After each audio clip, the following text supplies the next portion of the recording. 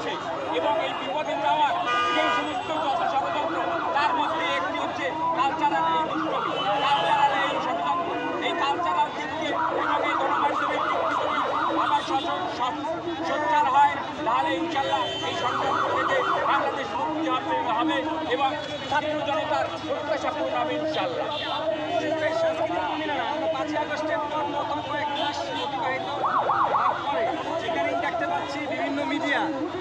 বিনিয়ে আবার যে ফ্যাসিস্টের পক্ষে কথা না বললেও তাদেরকে সমর্থন জানিয়ে যাচ্ছে, এটা আমরা পর্যবেক্ষণ করতে পারছি। এটা আপনারা জানেন আমাদের পাশেই এই ভারত ইন্ডিয়ায় থেকে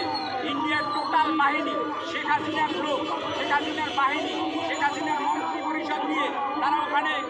এই অফিস করে এবং সারা বিশ্বের প্রবাসীদের নিয়ে তারা যত রকমের ষড়যন্ত্র করছে তারই অংশ বিশেষ এই গতকাল থেকে শুরু হয়েছে। গতকাল থেকে না, আপনারা জানেন এই প্রতি বছর এই আগস্ট আসলেই তারা বিভিন্নভাবে ষড়যন্ত্রের তারা ছক করে, এই ছককে আর পুরো করতে দেওয়া হবে না। আপনারা মিডিয়া এবং ছাত্র জনতা যদি সোচ্চার থাকে ইনশাল্লাহ তাদের